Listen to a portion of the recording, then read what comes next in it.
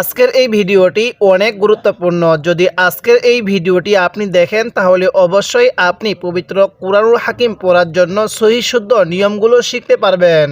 তাই ভিডিওটি অনেক গুরুত্বপূর্ণ, ভিডিওটিকেও একটুও টানবেন না, সম্পূর্ণ ভিডিওটি দেখতে থাকুন।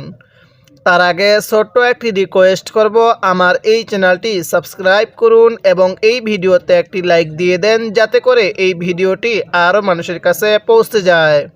এবং যদি আপনি আমার পূর্বের এই কুরআনুল হাকিমের গুরুত্বপূর্ণ পর্বগুলো না দেখে থাকেন, আমি ডেসক্রিপশনে লিংক দিয়ে দিব, আপনি সেখান থেকে গিয়ে দেখে আসবেন। তো চলুন আমরা ভিডিওটি শুরু করি। বিসমিল্লাহির রহমানির রহিম। আমি গত পর্বের মধ্যে এই সূরাতুল বাকারার 37 নং আয়াত পর্যন্ত আলোচনা করেছিলাম। আজকে আমি 37 নং আয়াতের পর থেকে আলোচনা করব। কুল নাহবিতু মিনহা, তাহলে কুল নাহ, নুন হা জবর নাহ, কিভাবে পড়ব? কুল নাহ।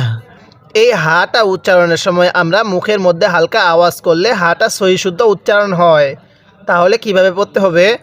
কুল নাহবিতু। হ্যাঁ, পেশের পরে ওয়াও সাকিন থাকলে এক আলিফ টেনে পড়তে হয়। এই নিয়মটা আমরা স্মরণ রাখবো, পেশের পরে ওয়াও সাকিন এক আলিফ টানতে হয়। তাহলে কিভাবে পড়ব?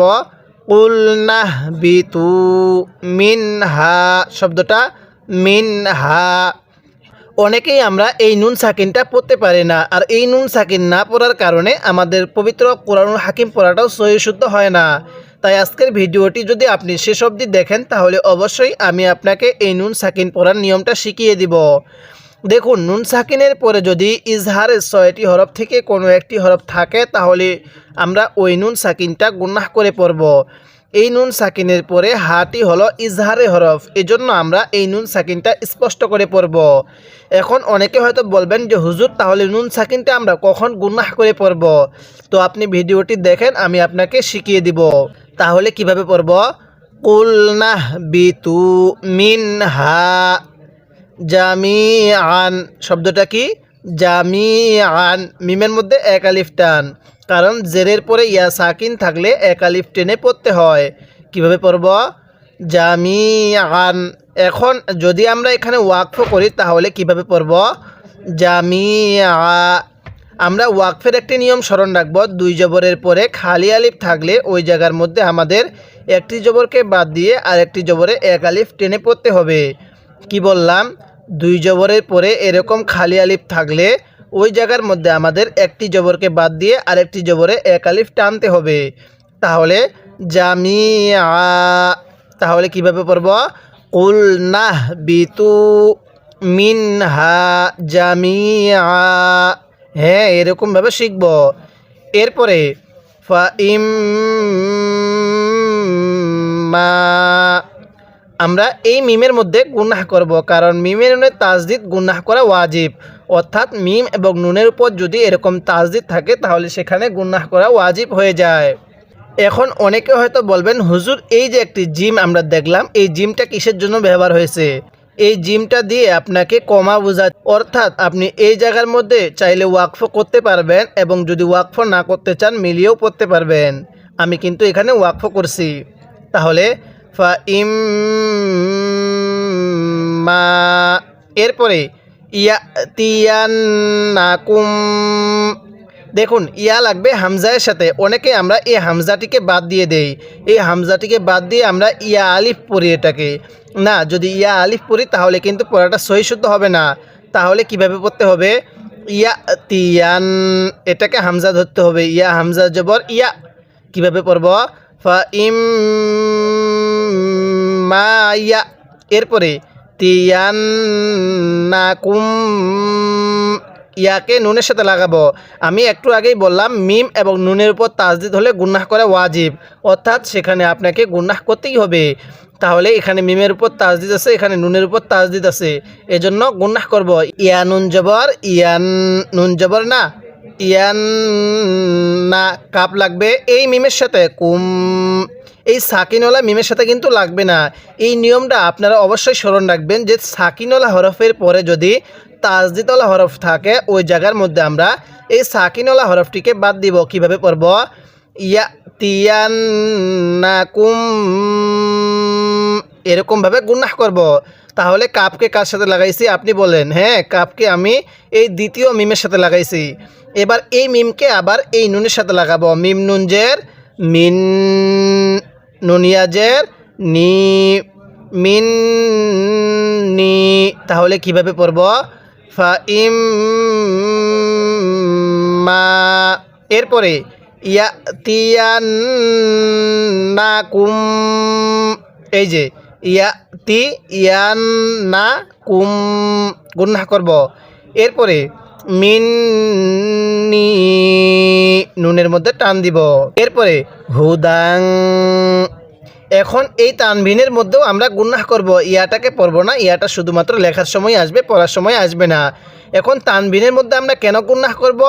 এই তানভিনের পরে যদি ইকফার 15টি হরফ থেকে কোনো একটি হরফ থাকে তাহলে ওই তানভিনটা গুনাহ করে পড়তে হয়। কিভাবে পড়ব? হুদাং। এখন অনেকেই বলবেন, হুজুর আমি তো ইকফা এবং ইজহারে হরফ চিনি না।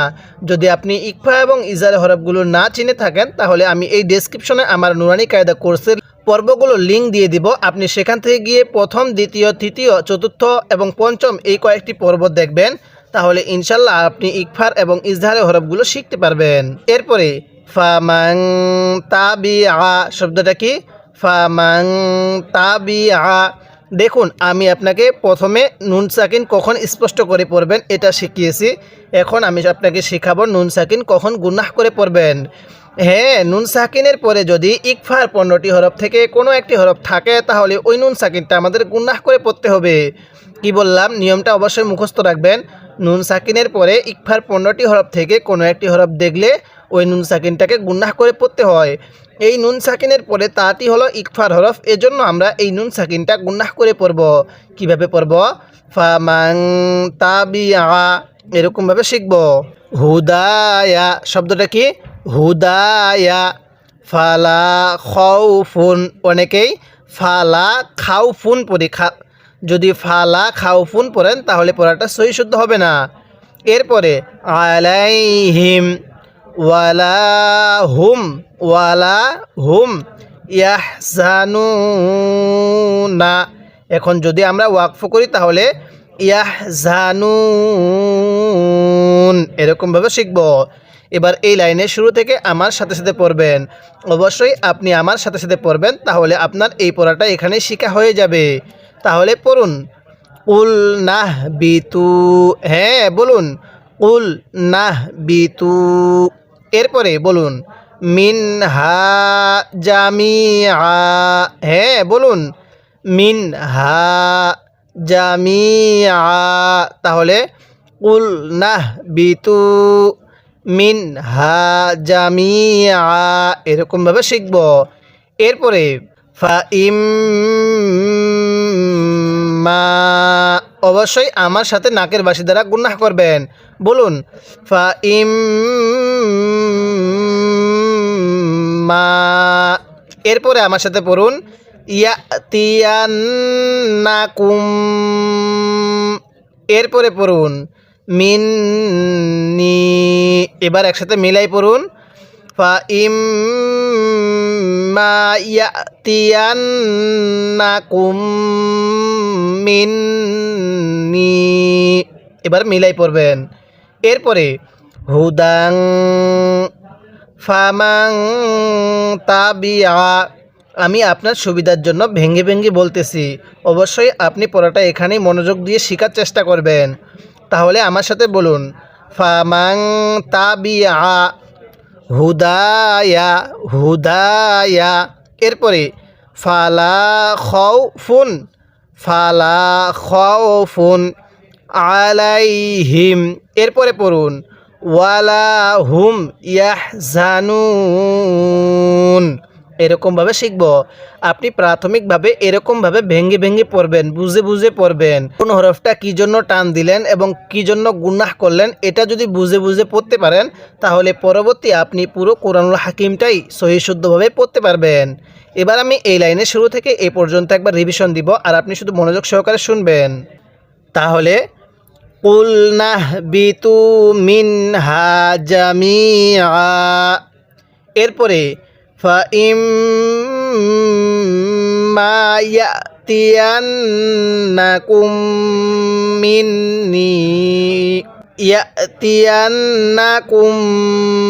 مني هدى فمن تبع هداي فلا خوف عليهم এরপরে ওয়ালা হুম ইয়াহজানুন এরকমভাবে শিখব। আমি কিন্তু আপনাকে এভাবে পুরো 1 নং পারাটা বানান করে শব্দ আকারে পর্ব আকারে পুরো 1 নং পারাটা শেখাবো। তাই অবশ্যই আপনি আমার এই চ্যানেলটি সাবস্ক্রাইব করবেন এবং এই ভিডিওতে একটি লাইক দিয়ে দিবেন, যাতে করে এই ভিডিওটি আরও মানুষের কাছে পৌঁছে যায়। এরপরে ওয়াল্লাযীনা কাফারু শব্দটা কি? ওয়াল্লাযীনা কাফারু ওয়া কাযযাবু শব্দটা ওয়া কাযযাবু কাফকে জালের সাথে লাগাবো। ওয়া কাযযাবু বিআয়াতিনা। দেখুন, যেই হরফের উপরে এরকম খাড়া টান দেখবেন ওই হরফটা আপনারা 1 আলিফ টেনে পড়বেন, তাহলে বিআয়াতিনা। এবার আপনারা বলবেন এই নুনের মধ্যে আমরা কয় আলিফ টান দিব? আমি গত পর্বের মধ্যে এই 3 আলিফ টান এবং 4 আলিফ টান নিয়ে আলোচনা করছিলাম। তাহলে বলুন এই নুনের মধ্যে কয় আলিফ টান দিব? হ্যাঁ, নুনের মধ্যে আমরা 3 আলিফ টান দিব, কারণ মদের হরফের উপর এরকম চিকন চিহ্ন এরপরে লম্বা হামজা থাকলে সেখানে 3 আলিফ টেনে পড়তে হয়। তাহলে কিভাবে পড়ব? বিআয়াতিনা। এরপরে উলাইকা।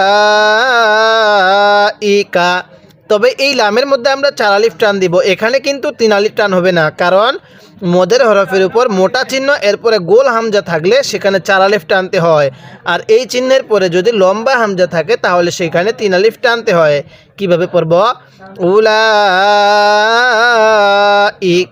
এরপরে আসহাবুন নারি। কিভাবে শিখব? আসহাবুন নারি। এখন যদি আমরা এখানে ওয়াকফ করি তাহলে কিভাবে পড়ব? আসহাবুন নার। ওয়াকফের সময় শেষ হরফের নিচে এরকম জেদ থাকলে আমরা সেই জেদটিকে বাদ দিয়ে দিব। এরপরে হুম ফিহা খালিদুন। কিভাবে পড়ব? হুম ফিহা খালিদুন। স্মরণ রাখবেন ওয়াকফের সময় কিন্তু এই হরফটাতে 3 আলিফ টান হবে, কারণ ওয়াও আলিফ ইয়ার পরের হরফে যদি ওয়াকফ হয় তাহলে সেখানে 3 আলিফ টেনে পড়তে হয়। তাহলে এখানে কিভাবে পড়ব?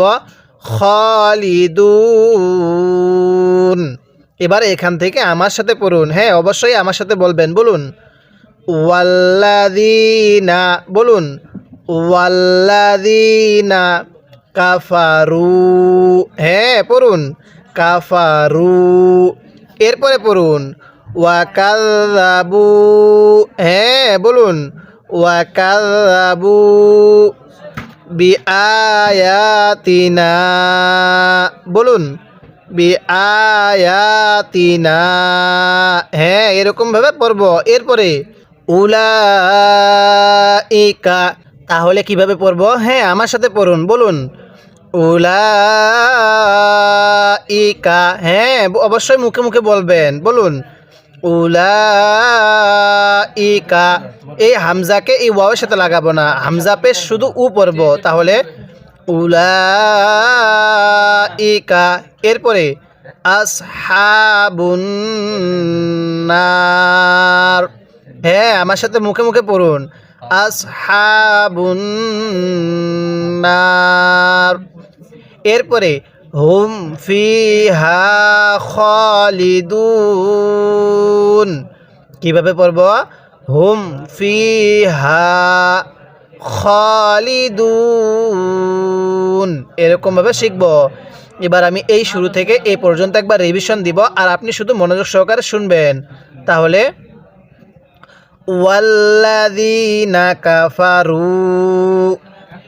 এরপরে وكذبوا بآياتنا أولئك أصحاب النار এরপরে হুম ফিহা খালিদুন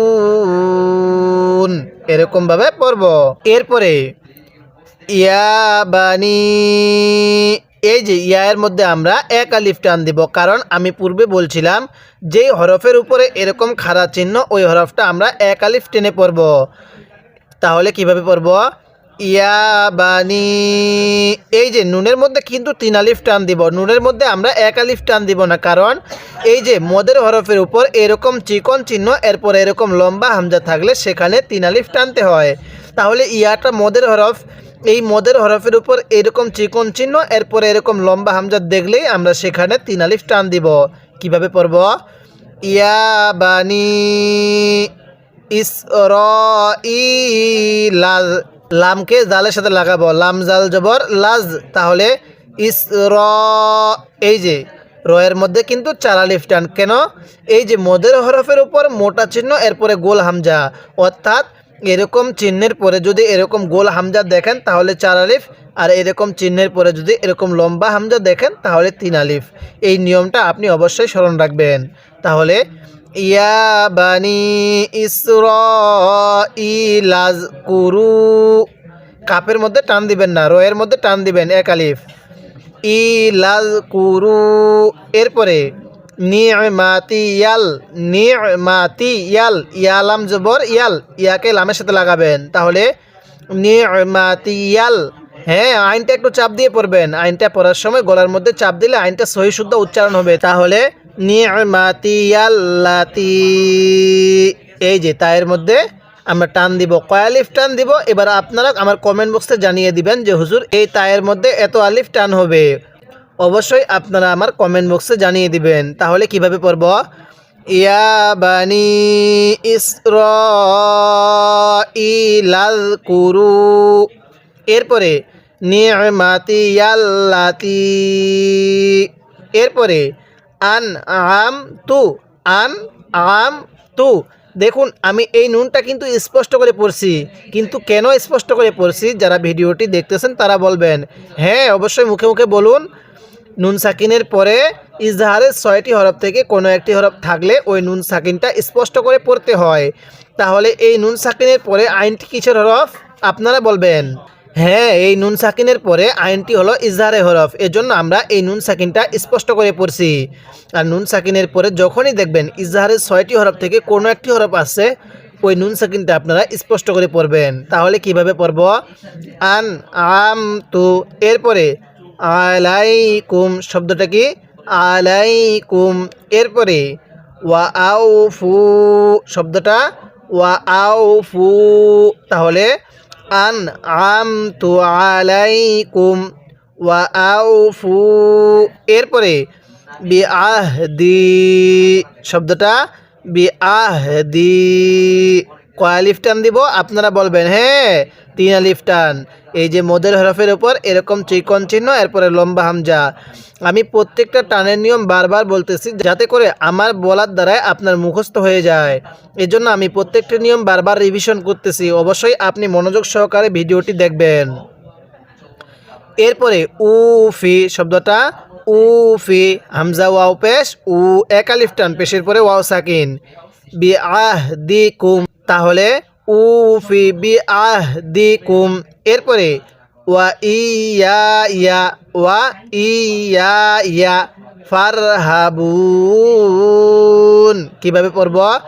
ওয়া ইয়া ইয়া ফারহাবুন, এরকমভাবে শিখব।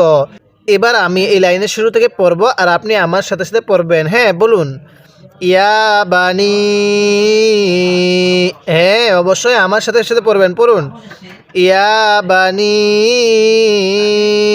এরপরে ইসরাঈল আযকুরু, হ্যাঁ পড়ুন ইসরাঈল আযকুরু, বলুন ইয়া বানি ইসরাঈল আযকুরু। এরপরে আমার সাথে বলুন নি'মাতি আল্লাতি। হ্যাঁ, আমার সাথে পড়বেন নি'মাতি আল্লাতি। এরপরে আনআমতু আলাইকুম। দেখুন আমি কিন্তু আইনটা পড়ার সময় গলার মধ্যে চাপ দিয়ে পড়ছি, তাহলে আনআমতু আলাইকুম। তাহলে নি'মাতি আল্লাতি আনআমতু আলাইকুম। এরপরে আমার সাথে পড়ুন ওয়া আউফু। হ্যাঁ পড়ুন ওয়া আউফু। এরপরে বিআহদি শব্দটা কি? ওয়া আউফু বিআহদি। আর এটা উফি, এটা উফি, এটা আউফু, স্মরণ রাখবেন। উফি বিআহদিকুম। আরেকবার পড়ুন উফি বিআহদিকুম। এরপরে আমার সাথে পড়ুন ওয়া ইয়া ফারহাবুন। হ্যাঁ আমার সাথে পড়ুন ওয়া ইয়া ফারহাবুন। এরকমভাবে পড়ব। তাহলে এবার এখান থেকে আমি এই পর্যন্ত একবার রিভিশন দিব, আর আপনি শুধু মনোযোগ সহকারে শুনবেন। তাহলে ইয়া বানি ইসরাঈল আযকুরু নি'মাতি আল্লাতি আন'আমতু আলাইকুম। এরপরে ওয়া আউফু বিআহদি উফি বিআহদিকুম ওয়া ইয়া ফারহাবুন। এরকমভাবে শিখব। যদি আপনি মাত্র একটি পারা এইভাবে বানান করে শব্দে শব্দে উচ্চারণ করে শিখতে পারেন, তাহলে অবশ্যই ইনশাল্লাহ আপনি অতি অল্প সময়ে পবিত্র কুরআনুল হাকিম রিডিং পড়া শিখতে পারবেন। তাই এই লক্ষ্যে আমি কিন্তু আপনাকে পুরো 1 নং পারাটা এভাবে পর্ব আকারে শিখাবো। তাই অবশ্যই আপনি আমার এই চ্যানেলটি সাবস্ক্রাইব করবেন এবং আমার প্রত্যেকটি পর্ব আপনি নিয়মিত দেখবেন এবং এই ভিডিওতে একটি লাইক দিয়ে দিবেন, যাতে করে এই ভিডিওটি আরও মানুষের কাছে পৌঁছে যায়। আজকে আমরা এই ভিডিওতে সূরাতুল বাকারার এই 40 নং আয়াত পর্যন্ত আলোচনা করলাম। পরবর্তী পর্বের মধ্যে আমরা 40 নং আয়াতের পর থেকে আলোচনা করব। তাই অবশ্যই আপনি আমার প্রত্যেকটি পর্ব নিয়মিত দেখবেন।